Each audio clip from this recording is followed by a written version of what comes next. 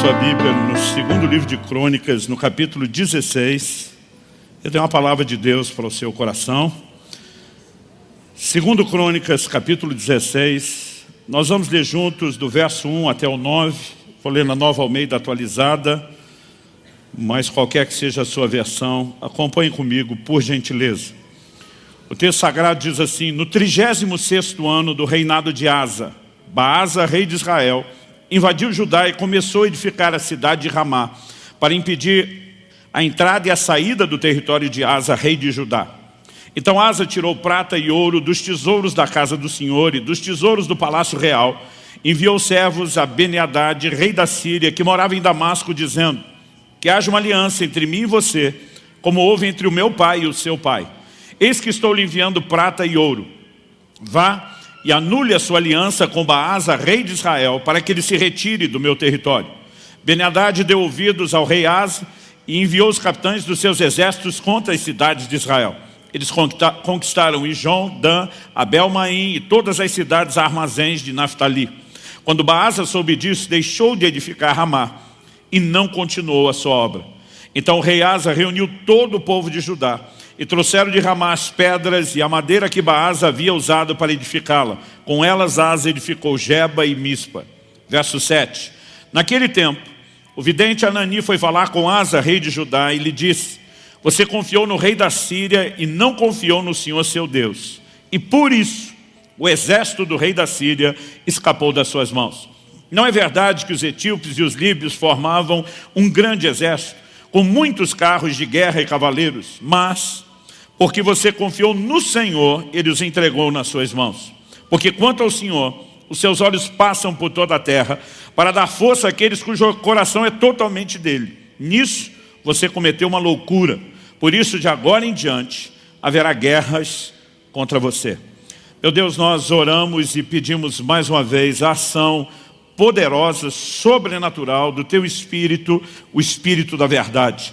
Nós oramos, ó Deus, pela capacidade de perceber, entender, corresponder à Tua palavra, debaixo daquela liderança, aplicação tão personalizada que só o Senhor pode produzir.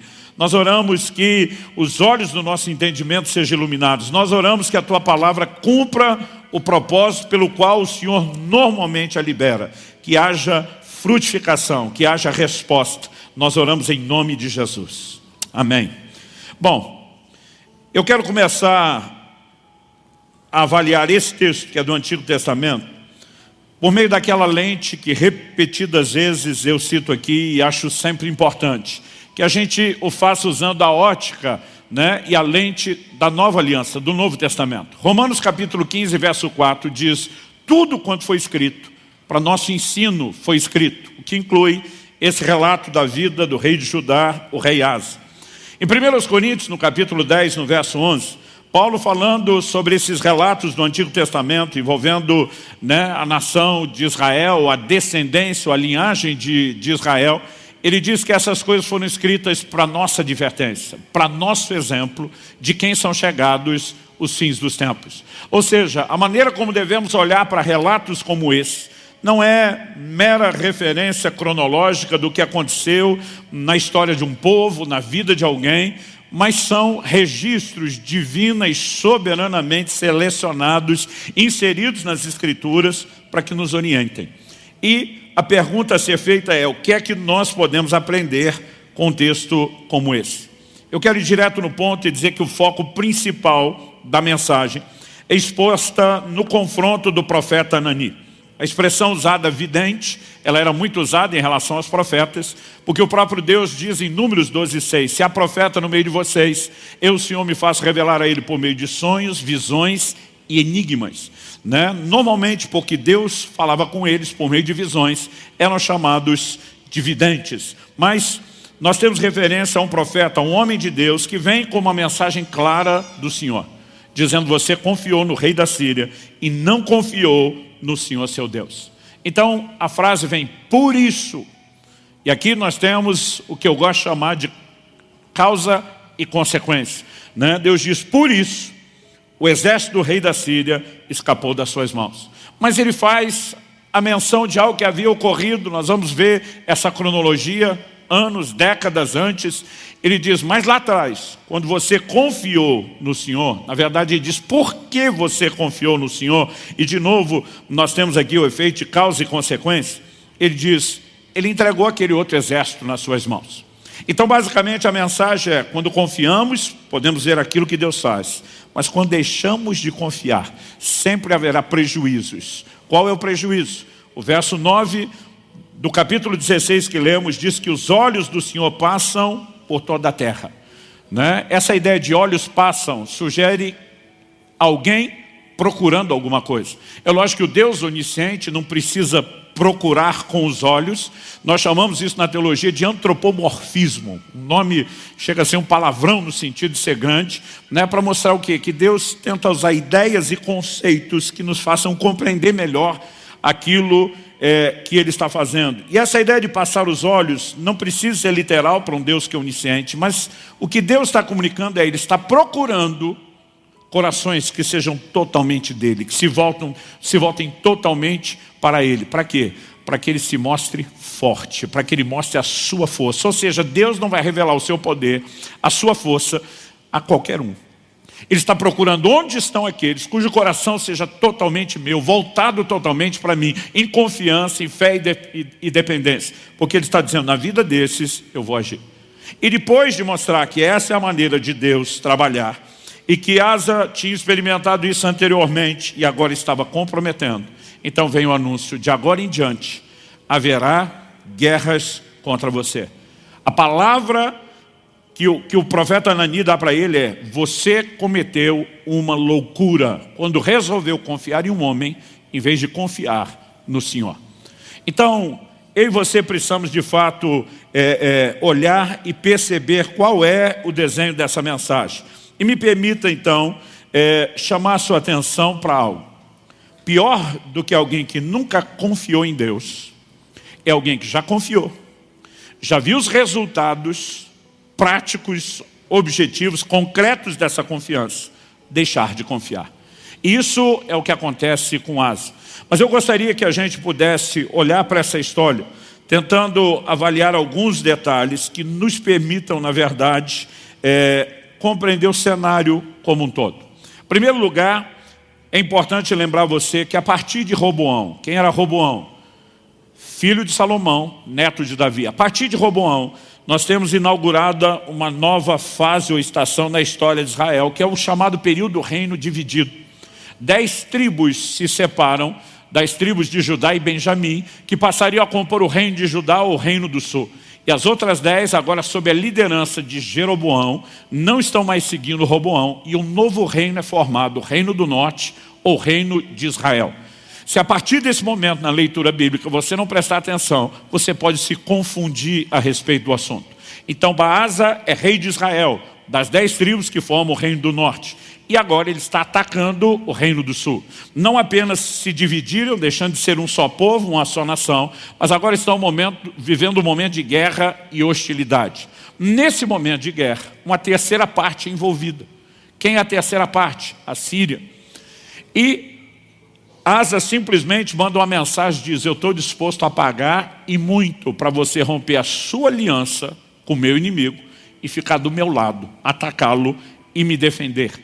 E se você lesse somente essa parte do texto, você pensaria, foi uma manobra política astuta, que deu resultado, funcional, porque, de repente, quando o rei de Israel percebe que agora, além da possibilidade de guerra com Judá, ele terá que guerrear também com os sírios, ele diz, prefiro não guerrear com ninguém, a situação meio que se resolveu para todo mundo, e quem ainda saiu no lucro, no final das contas, foi o rei de Judá, porque apesar de ter colocado um investimento enorme para escapar da guerra, que teria custado mais, sem contar as baixas humanas, ele simplesmente usa todo o material que o rei de Israel tinha trazido para sitiar as cidades, para estabelecer melhorias. Se você lesse somente até aí, você poderia pensar, esse cara foi um gênio. Ele realmente conduziu, poder de gestão, né, de resolução de conflitos, foi fantástico, foi incrível. Mas o profeta vem e diz seu primeiro problema. Quando você confiou em Deus, você viu o que ele podia fazer. Por que é que você resolveu confiar no rei da Síria em vez de no Senhor? E a palavra dada é: você cometeu uma loucura. Em primeiro lugar, em relação à questão da confiança. Mas ele começa a falar também de desdobramentos.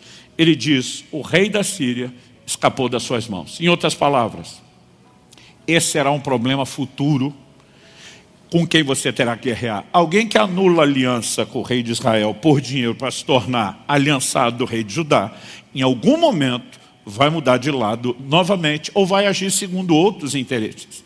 E o que nós vemos é que no futuro esse problema se tornaria também muito sério. E não só não precisaria acontecer, como Deus está dizendo: eu tinha livramento, eu tinha uma provisão, eu teria te dado vitória contra os dois. Mas já que você não confiou em mim, e você acha que resolve sozinho, você está por conta a partir de agora.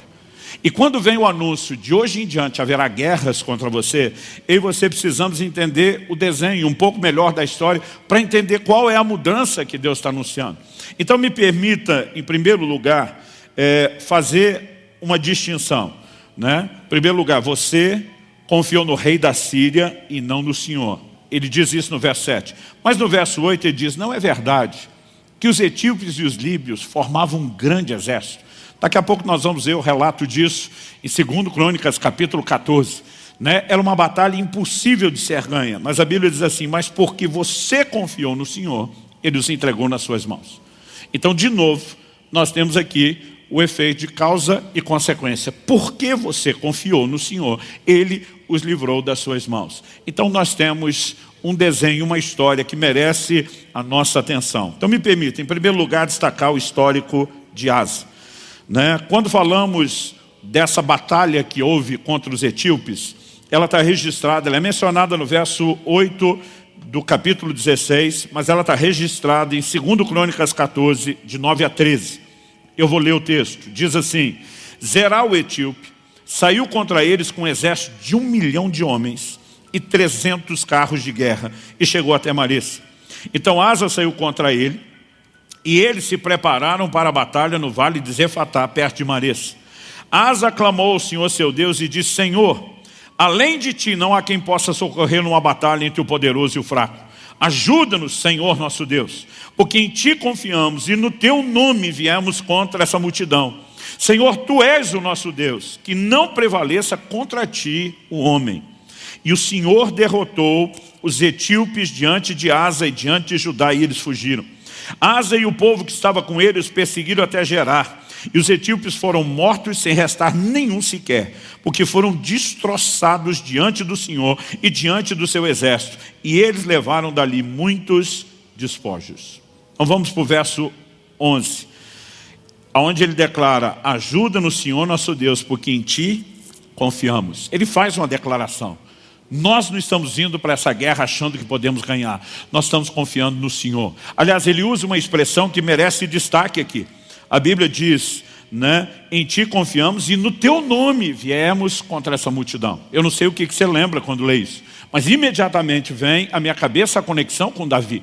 Quando Golias está desafiando todos os guerreiros de Israel e ninguém tem coragem de enfrentá-lo, nem Saul, que era maior do que todo mundo do seu povo, ainda que fosse menor do que Golias, era aquele que naturalmente tinha a maior probabilidade de dizer: eu aceito o desafio. Aparece um garoto como Davi, sem nenhuma experiência militar. Saul tenta dizer: usa a minha armadura. Ele diz: eu não sei usar nada disso. Mas na hora de enfrentar o Golias, ele diz: você vem contra mim com espada, com lança, com escudo. Davi não diz para ele: mas eu vou contra você com uma funda. Aliás, eu fico até aborrecido quando a turma diz que Davi venceu o gigante com estilingue. Não é bem isso. A funda era uma arma de guerra, né? E aquela pedra girada, né, e bem direcionada fazia realmente estragos maiores do que você pode imaginar. Mas Davi não disse para ele: eu vou contra você com uma funda. Na hora de conversar com Saul, que disse: você não tem experiência, ele falou: deixa eu falar uma coisa para você. Deus já me livrou do urso e do leão, quando eu estava apacentando as ovelhas. Mas o livrou de Davi não era assim: eu saí correndo deles e achei um espaço para me esconder. Ele diz, eu fui para cima, eu agarrei a barba, eu arranquei a ovelha de lá. Sabe o que ele está dizendo? Deus me livrou quando eu parti, foi para cima, para resolver a situação. Deus vai me livrar do Golias. Agora ele olha para o Golias e diz, você vem contra mim com espada, com lança, com escudo. Eu vou contra você em nome do Senhor dos Exércitos. Ele está dizendo, minha luta não é afunda. Ele diz, se tem alguém que pode direcionar essa pedra, se tem alguém que pode fazer o estrago, é o Deus a quem eu sirvo, o Deus que você afrontou. O que Davi está dizendo para ele é, você arrumou uma encrenca, não foi conosco. Você arrumou um encrenca com Deus com quem nós temos uma aliança. É Ele que nos defende e é com Ele que você vai se ver. Esse é o posicionamento de Asa. E a Bíblia diz assim, o Senhor derrotou os etíopes. A Bíblia não diz que foi Asa que fez. A Bíblia diz que eles foram destroçados diante do Senhor e diante do seu exército. Aí o exército de Asa entra aqui como mera ferramenta. Eles sabem que foi uma intervenção divina. Um exército de 1 milhão de pessoas. E a Bíblia diz, não restou um sequer. Agora, o que eu e você precisamos entender é que todo o destaque é que Asa confiou em Deus.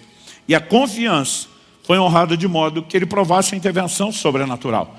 Como nós citamos, segundo Crônicas 16:9, os olhos do Senhor passam por toda a terra, buscando corações se voltem totalmente a Ele, que sejam totalmente dele, porque para esses Deus vai manifestar a sua força. É importante que eu e você entendamos que quando falamos de fé, não dá para simplesmente falar de um aspecto e ignorar o outro. Existem duas coisas que são parte de um mesmo combo. Uma delas diz respeito ao objetivo final da nossa fé. Qual é? 1 de Pedro, capítulo 1, verso 9, diz, para que alcanceis o fim da vossa fé. Algumas traduções apresentam o objetivo final da vossa fé, a salvação das vossas almas. É óbvio que eu e você precisamos entender que a fé, fundamentalmente, ela nos direciona em relação àquilo que é eterno. Agora, isso não significa que porque a fé nos direciona principalmente a uma salvação eterna, que ela não proporcione vitórias enquanto vivemos esse momento aqui na terra, ainda que de passagem. Então, em 1 de João, no capítulo 5, a Bíblia diz que todo aquele que é nascido de Deus, o que inclui eu e cada um de vocês, todo aquele que é nascido de Deus vence o mundo. E a Bíblia diz, e essa é a vitória que vence o mundo, a nossa fé. A mesma fé que produz a salvação eterna, ela também nos dá a capacidade de vencer circunstâncias, adversidades que se levantam contra nós enquanto trilhamos essa caminhada da fé rumo à salvação eterna. Então, nós não podemos simplesmente usar a fé apenas para questões terrenas e ignorar aquilo que é eterno. Paulo diz em 1 Coríntios 15, se é só para essa vida que esperamos em Cristo, nós somos de todos os homens os mais dignos de lástima, os mais infelizes, porque aí nós estamos reduzindo e barateando o Evangelho apenas algo que melhora a qualidade de vida terrena, sem impactos eternos, e infelizmente muitas igrejas trabalham o ensino da fé direcionado só a isso.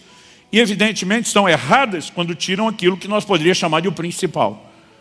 Mas eu percebo alguns grupos, em nome do zelo de dizer não vamos pregar uma fé que é só para coisa terrena, e eles simplesmente inverteram o jogo. Eles passaram a pregar uma fé que é só para aquilo que é eterno, como se ela não proporcionasse nenhum tipo de intervenção enquanto estamos nessa jornada terrena. E eu e você não podemos simplesmente fatiar a fé e dizer ela é só para isso ou só para aquilo, quando o ensino bíblico mostra que ela funciona em relação às duas coisas. É lógico que numa comparação entre os dois aspectos, a gente diz a resolução de conflitos tem benefícios momentâneos. O entendimento da salvação tem benefícios e resultados eternos. Na hora de comparar os dois aspectos, a gente não tem dificuldade de dizer que na balança o eterno tem mais peso. A questão é, a gente faria essa separação só para efeito didático, só para aplicações práticas, mas a fé ela não pode ser separada. Não, eu vou ter a fé para isso, mas não vou ter para aquilo. É a mesma fé, é direcionada ao mesmo Deus e ela se fundamenta no mesmo livro, nas mesmas palavras e promessas e histórias que o próprio Deus relatou.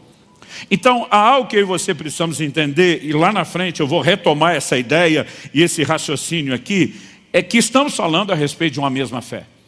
E eu e você podemos entender que enquanto enfrentamos situações e adversidades aqui na terra, nós podemos contar com intervenções sobrenaturais. A Bíblia é um livro de experiências, de como pessoas têm vivido intervenções de Deus na caminhada terrena e não apenas em relação a toda a eternidade.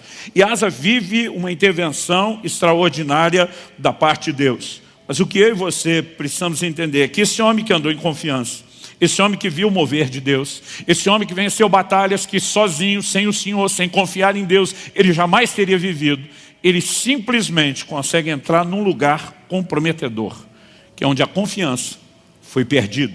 E eu vou repetir isso várias vezes, intencionalmente, didaticamente. Pior do que nunca ter confiado é alguém que já confiou, já viu resultados palpáveis, tangíveis, concretos, perder a confiança.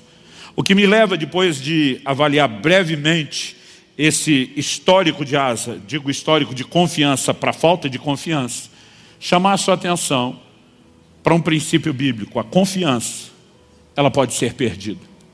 Confiança não é apenas algo que a gente vai olhar e dizer, ou alguém tem, ou não tem.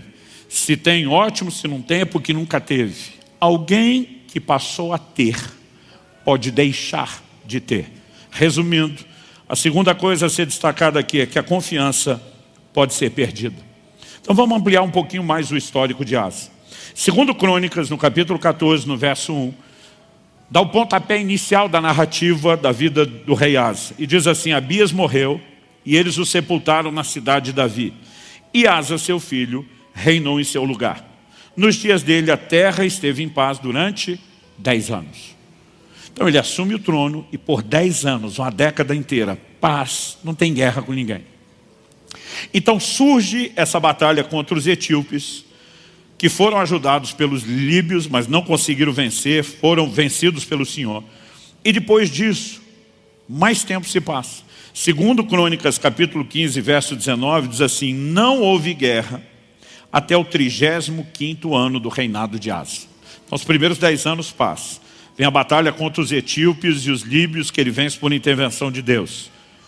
Então, se isso aconteceu no 10º ano, e até o 35º ano não houve mais guerra, mas 25 anos de paz. Então o reinado de Asa é medido assim, 10 anos de paz, uma única batalha com intervenção de Deus, mais 25 anos de paz. Talvez nenhum outro rei de Israel, a não ser Salomão, viveu um período tão longo de paz e de ausência de guerras. Mas talvez, de alguma forma, esses 25 anos, a paz tenha inclusive durado pelo impacto, pela mensagem que foi comunicada. Não se metam com aquele povo, que o Deus deles é forte. Se fosse usar em linguagem contemporânea de não crente, alguém diria, o santo deles é forte. A mensagem deve ter sido absorvida, ninguém se mete com eles por 2 décadas e meia. E agora surge uma nova necessidade. Só que diferente da primeira vez, nós temos um homem que sequer recorre ao Senhor. Ele usa apenas meios naturais. E o pior, quando é confrontado, não dá nenhum sinal de arrependimento.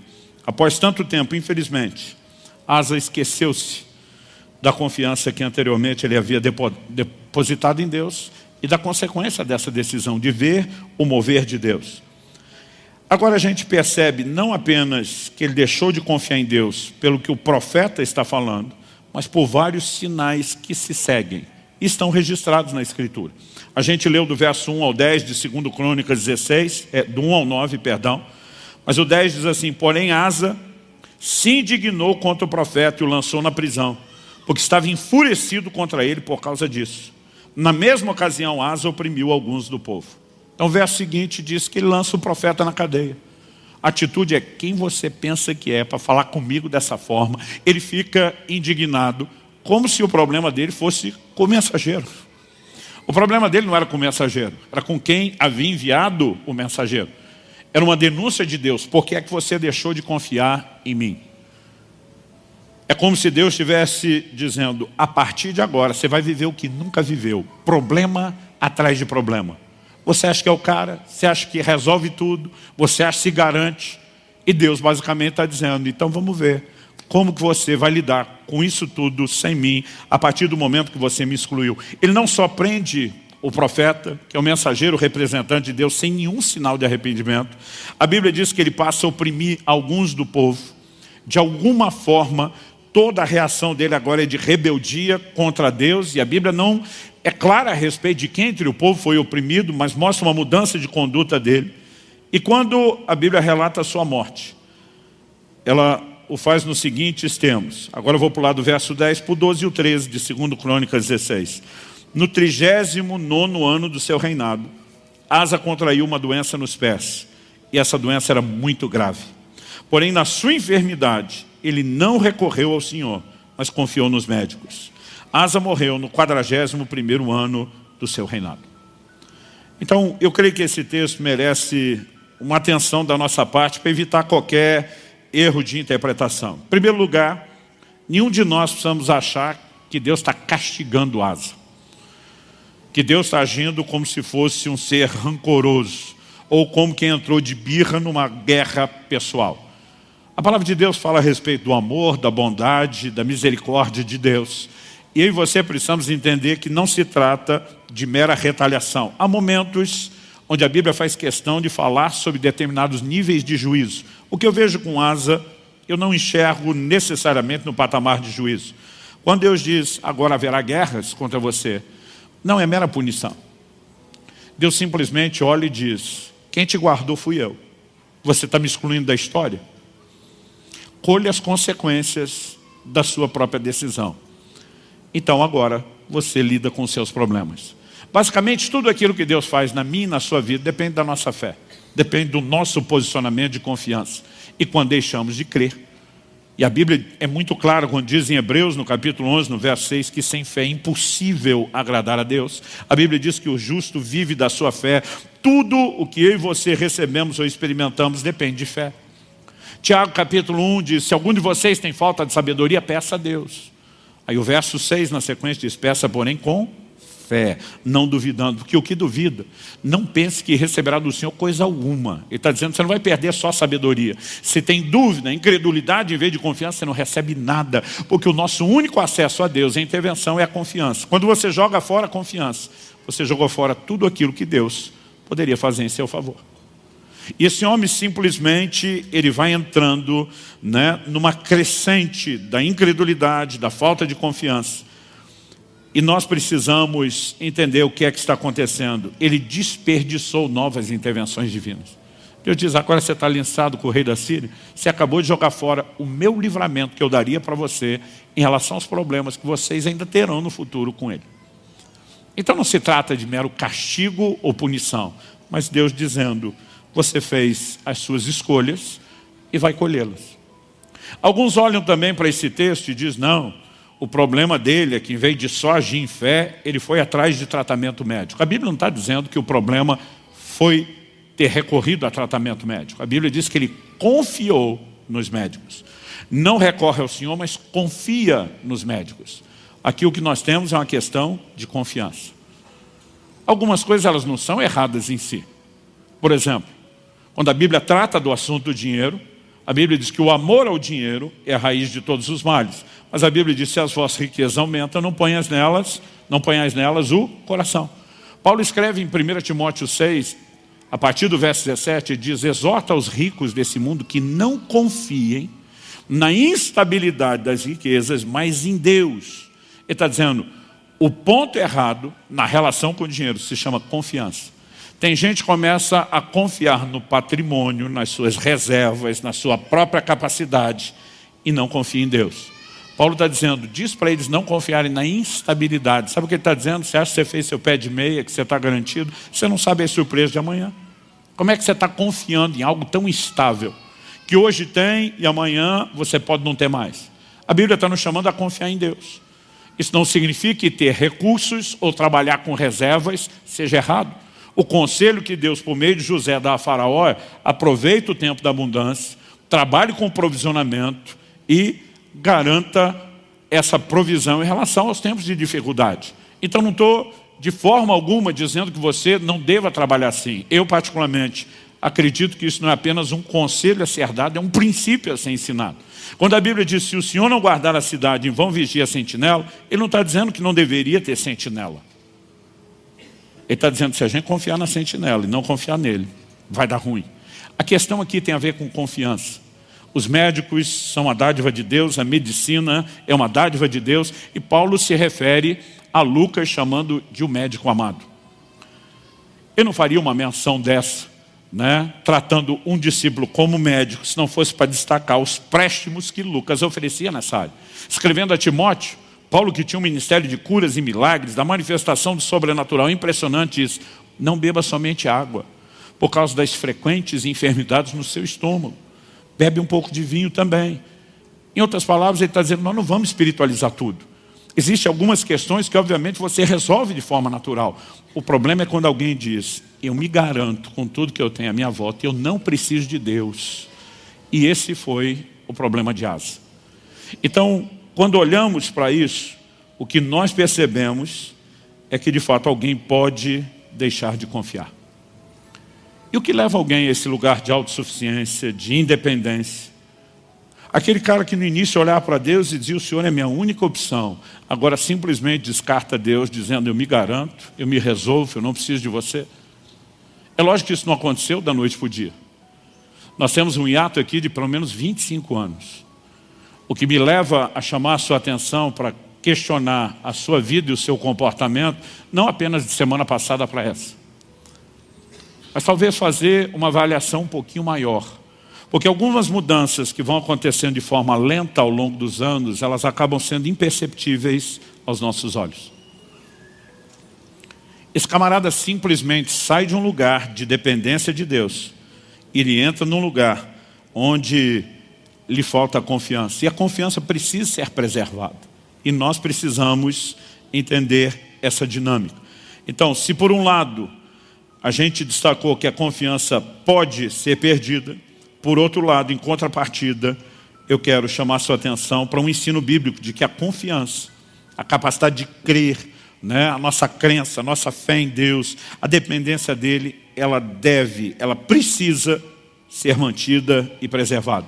Hebreus capítulo 10, verso 35 diz, portanto, não percam a confiança de vocês, porque ela tem grande recompensa. Sabe que você pode repetir isso comigo, só para efeito didático? Pode ser? Então diga comigo, não percam a confiança de vocês, porque ela tem grande recompensa. Aumenta mais uns 25% só o seu volume de voz e vamos tentar falar isso com mais vontade. Não percam a confiança de vocês,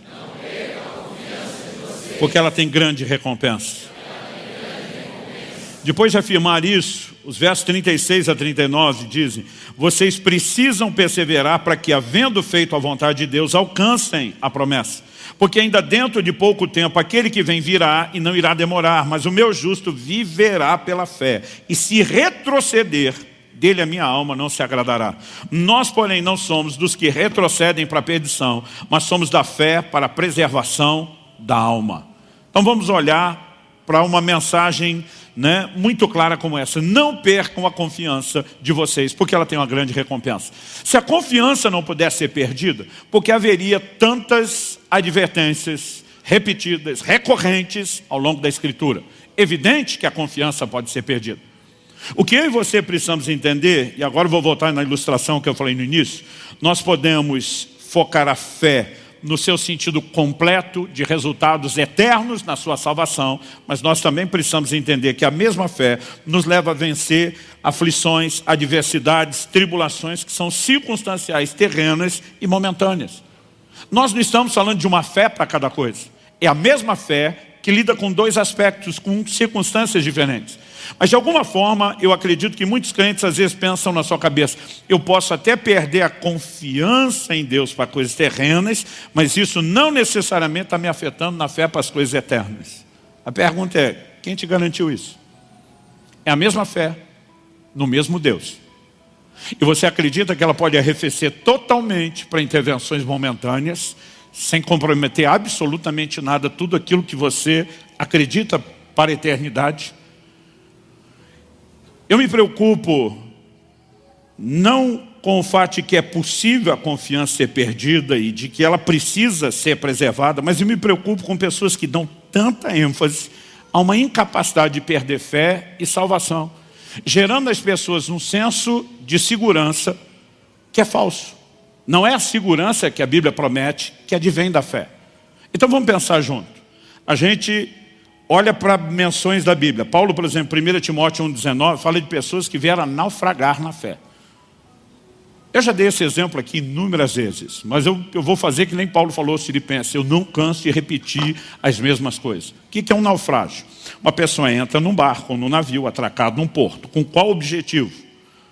Não entrou ali no estilo, né, preciso de um canto aqui para dormir. Ela entra no navio, que é um meio de transporte com um propósito, fazer uma jornada. Aonde a jornada leva? A um destino. Esse navio supostamente deve atracar em outro cais, em outro porto, onde a pessoa, ao concluir sua jornada, chega aonde deveria.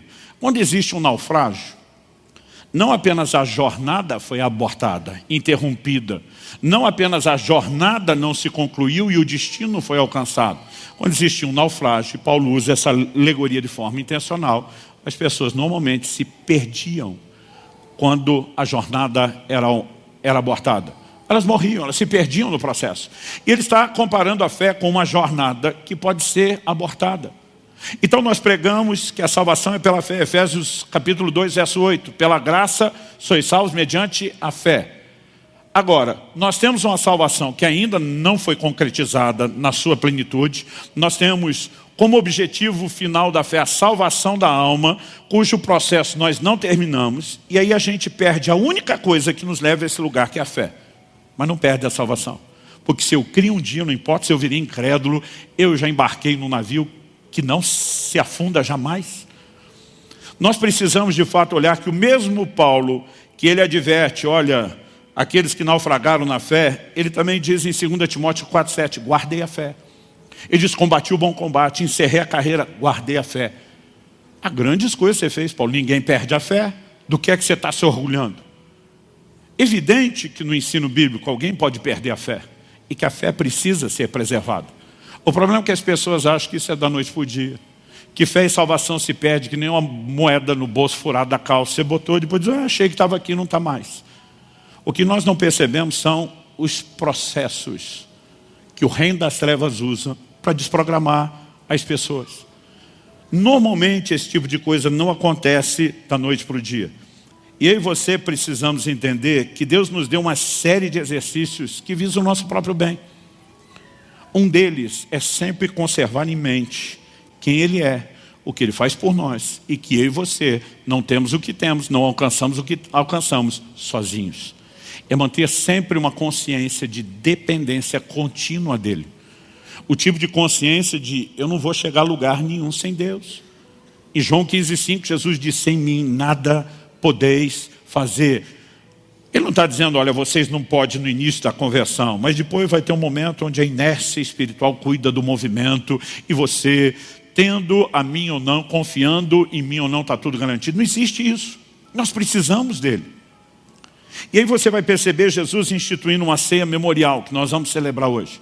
E diz, façam isso em memória de mim. Em algum momento, será que ele achou que eu e você teríamos uma amnésia, que a gente acordar amanhã e diz, não sei quem é Jesus, se morreu por mim não me lembro. Não é disso que ele está falando. Mas ele está falando de uma consciência que enfraquece. Ela vai perdendo a sua força. E ele diz, vocês precisam manter isso acesos dentro de vocês. Paulo em 1 Coríntios 15, no versículo 10, ele diz, eu trabalhei mais do que todos os apóstolos. Ele para e diz, não eu, mas a graça de Deus comigo. Em outras palavras, está dizendo, eu não vou ser tolo de achar que eu sou o cara, que eu me garanto, que eu me resolvo. O que é que aconteceu com Asa? Talvez por 25 anos de paz, sem nenhum problema. Talvez por não ter exercitado a musculatura da fé, ela tenha atrofiado. A gente não sabe exatamente o que aconteceu. Mas em algum momento esse cara cai no engano de dizer, eu me garanto, eu resolvo as coisas. Eu não preciso de Deus. Mas de novo eu pergunto, num processo lento e paulatino de perda de confiança de 25 anos, a gente percebe de um dia para o outro qual foi o nível dessa mudança, ainda que seja gradual? Normalmente não. Em Deuteronômio, no capítulo 8, nos versos 17 e 18, Deus adverte o seu povo dizendo, olha, quando vocês entrarem em Canaã, a terra da promessa, vocês não podem se esquecer de mim. E Deus vai usar várias figuras, dizendo, olha, depois de comerem, depois de estarem saciados, depois de terem construído casa, depois de terem prosperado, não se esqueçam do Senhor seu Deus. Deus não achou que ia acontecer no dia seguinte a entrada na terra. Deus sabia que esse processo era de longo prazo, mas poderia acontecer. E ele adverte em Deuteronômio 8, 17, 18. Portanto, não pensem, a minha força e o poder do meu braço me conseguiram essas riquezas. Pelo contrário, lembrem-se do Senhor seu Deus, porque é Ele quem lhes dá força para conseguir riquezas, para confirmar sua aliança que, sob juramento, prometeu aos pais de vocês, como se vê hoje. Ele está dizendo, não esqueçam, pelo contrário, lembrem, é Ele, é o Senhor, foi a sua graça, foi a sua bondade, foi a sua misericórdia. Lembrem e lembrem e lembrem o tempo todo que sem Ele vocês não são nada, que vocês não podem nada. Aonde isso nos remete? A um lugar de confiança e dependência contínua. Eu me lembro que, depois de alguns anos de ministério, um dia eu estava orando e o Senhor me confrontou. Ele me questionou, por que você não ora hoje como você orava no início do seu ministério? Falei para Deus, eu era solteiro, não tinha família, depois vem a esposa, depois vem um filho, depois vem outro filho, cada vez mais tempo, não era pastor, quase como quem diz, foi o Senhor que me jogou nessa encrenca, que toma tanto do meu tempo, né? Como quem diz, não dá para manter aquelas horas de oração diária de quando eu era solteiro e não era pastor. O Senhor me diz, essa foi a desculpa que você resolveu dar para não enxergar aquilo que você não quer ver. E há momentos onde Deus não usa apenas um argumento, Ele abre os olhos da gente de uma forma que não dá mais para discutir nada. Ele me disse, no início do seu ministério você orava mais, porque a sua sensação era de incapacidade, eu não posso fazer nada sem Deus. Então você gastava horas orando, dizendo, Senhor, eu não consigo comunicar a palavra. Isso é um evento sobrenatural. Eu não consigo colocar um depósito dentro do povo. É só o Senhor que pode fazer isso. Se o Senhor não iluminar os olhos do entendimento deles, não adianta absolutamente nada e você vivia num lugar de dependência. Diz, agora os anos se passaram. E diferente no início, você acha que você ficou bom naquilo que você faz. Ele diz, você não ora como orava antes, não é por falta de tempo. É porque você não considera isso mais importante. Porque a sua dependência de mim vem sendo minada ao longo do processo. E o pior, você nem enxerga isso. E aí, para resumir o ocorrido com uma frase mais contemporânea, a casa caiu. Sabe, ser confrontado por Deus é uma bênção. Porque o propósito de Deus não é reprovação. A gente tem uma coisa estúpida, com o perdão da palavra, na nossa cultura latina. A gente olha para confronto como se fosse uma reprovação de quem nós somos e não de algo que nós fizemos. A reação emocional das pessoas na cultura latina parece ser mais forte do que em qualquer outra. Porque você pega uma cultura como dos europeus, como dos Estados Unidos, a linguagem é honesta, é direta, é objetiva, e se você não aguenta, você que é fraco. Não, para a gente, o mimimi é bem maior. E de alguma forma, até quando Deus fala, às vezes nós ressentimos, em vez de entender a oportunidade que é. A questão não é se eu e você erramos. A questão não é se eu e você em algum momento estamos perdendo a confiança, porque pode acontecer com todo mundo. Agora, eu deixo de confiar no Senhor para intervenções no ministério, mas eu acho que isso não vai afetar minha confiança em outros aspectos. Seria muita ingenuidade deduzir isso. Mas o ponto não é se isso aconteceu, o ponto é quando Deus mostra o que é que eu e você temos que fazer. A gente simplesmente tem que aproveitar o momento e dizer, então, eu me arrependo, eu conserto. Davi foi confrontado por um profeta de Deus. E vou te dizer, a abordagem do profeta me parece ter sido menos gentil do que a de Anani, que confrontou Asa. Davi não mandou botar o cara na cadeia. Você olha o Salmo 51, que Davi compõe como um arrependimento do pecado que Natan veio denunciar, e ele disse para Deus, contra ti, e contra ti somente, eu pequei. Ele vai lá, ele se humilha, ele se quebranta, ele se arrepende, o que lhe permite ser restaurado. O problema é que Asa se enche de razão. Ele não só manda prender o profeta, como ele simplesmente vai progredindo a sua distância no Senhor. O ponto não é se pode ou não acontecer. Todos nós, em algum aspecto, podemos estar vivendo um arrefecimento da nossa fé e da nossa confiança. Porque ela acontece de forma gradual, a longo prazo. E muitas vezes a gente não consegue ver aquela mudança brusca, rápida. O ponto é, será que não tem um exercício, assim como temos a ceia, para nos lembrar do nosso Salvador, que nos permita dia a dia, conquista após conquista, e a gratidão deveria ser um deles. Quando a Bíblia diz em tudo dai graça, você consegue imaginar se eu e você o tempo todo, Senhor, eu não cheguei nesse lugar sozinho, foi a sua bondade, foi a sua graça. E é lógico, se eu não cheguei aqui sozinho, eu não vou avançar sozinho. Nós podemos e devemos alimentar a nossa dependência de Deus mediante o reconhecimento contínuo de que não se trata de eu e você sermos bons, mas do que Ele faz por nós. Agora, quando começamos a perder essas coisas, gradualmente, a longo prazo, nossa fé pode estar sendo minada sem que a gente perceba. Porque a cobrança divina asa? Porque é um princípio espiritual. Em Lucas 12:48, a Bíblia diz: aquele a quem muito foi dado, muito será exigido. Quanto mais eu e você vemos e experimentamos a parte de Deus, mais o nível de cobrança sobe. E Deus não está aumentando o nível de cobrança porque Ele quer ser chato ou exigente, mas porque Ele não quer que a gente retroceda e que a gente perca absolutamente nada. Pelo contrário, que a gente siga crescendo, que a gente siga avançando. Eu vou repetir mais uma vez antes de terminar. Pior do que nunca ter confiado em Deus é alguém tê-lo feito, experimentado os resultados e abandonar a confiança. Hebreus capítulo 3 diz de 12 a 14: tenham cuidado, irmãos, para que nenhum de vocês tenha um coração mau e descrente que o leve a se afastar do Deus vivo. Outras traduções dizem um perverso coração de incredulidade. Sabe qual é o problema? A maioria de nós acha que a incredulidade não é tão danosa, não é tão comprometedora. A Bíblia fala de um perverso coração de incredulidade. E a Bíblia diz que ele nos leva a se afastar de Deus. Como é que a gente se aproxima de Deus? Hebreus 11 diz: aquele que se aproxima de Deus deve crer. O que nos aproxima de Deus é a fé. O que nos afasta de Deus depois de ter aproximado é a falta de fé. E normalmente a gente acha que falta de fé é uma coisa só na vida daqueles que nunca acreditaram. Mas isso não é verdade. O verso 13 diz assim: pelo contrário, que é o contrário de se afastar de Deus, permanecer junto, pertinho, colado nele, ou como diria o mineiro, garrado nele. Pelo contrário, animem uns aos outros todos os dias, durante o tempo que se chama hoje, a fim de que nenhum de vocês seja endurecido pelo engano do pecado. Assim como o processo de esfriar é gradual, dia após dia, um pouquinho de cada vez, Deus está dizendo que o antídoto também precisa ser ato diário e contínuo. Exortem-se uns aos outros todos os dias, animem uns aos outros todos os dias, consolem uns aos outros todos os dias. Esses verbos, animar, consolar, exortar, são todo parte do significado da mesma palavra usada, a fim de que nenhum de vocês seja endurecido pelo engano do pecado. Quando a gente ouve pecado, a gente normalmente pensa em alguma coisa muito imoral e suja. Mas a maioria de nós não bota incredulidade no processo.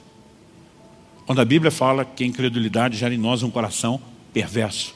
A incredulidade é a base de quase toda a prática de pecado. Me deixa explicar isso para você. A Bíblia define pecado como a quebra, a transgressão da lei. Então normalmente a gente pensa, pecado é desobediência. A pergunta é, o que leva alguém a desobedecer a Deus?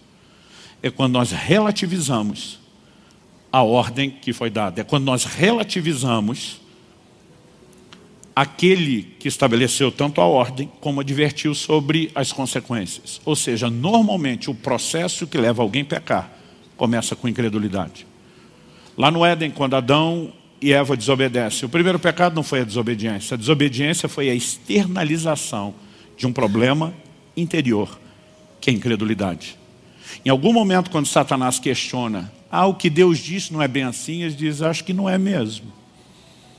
E quando eles começam a relativizar o que Deus falou, pela porta da incredulidade, o pecado entra e se instala. Eu e você precisamos da palavra de Deus dia após dia, não apenas alimentando a nossa fé com um espelho que expõe tudo aquilo que precisa ser corrigido dentro de nós, porque o processo de preservar a fé, ele também precisa ser um ato contínuo, diário, assim como o processo inverso de perdê-la acontece dessa forma. É assim que a gente termina aqui com o verso 14 de Hebreus 3. Eu li o 12 e o 13, agora o 14 diz: porque temos nos tornado participantes de Cristo, se, condicional, se de fato guardarmos firme até o fim a confiança que desde o princípio tivemos. Você não entra nesse processo em Deus sem fé e confiança, mas a questão é, você também não termina sem fé e confiança. E a Bíblia diz que a mesma fé e confiança do início tem que ser guardada até o fim. O texto de Hebreus 10, que nós lemos agora há pouco, ele é claro. Quando diz que o justo vai viver da fé, a Bíblia diz, se retroceder, minha alma dele não se agradará. Depois o escritor diz, nós não somos dos que retrocedem para perdição. Se alguém retrocedeu na fé, está andando em que direção? Não mais para conservação ou salvação da alma. O retrocesso é para perdição.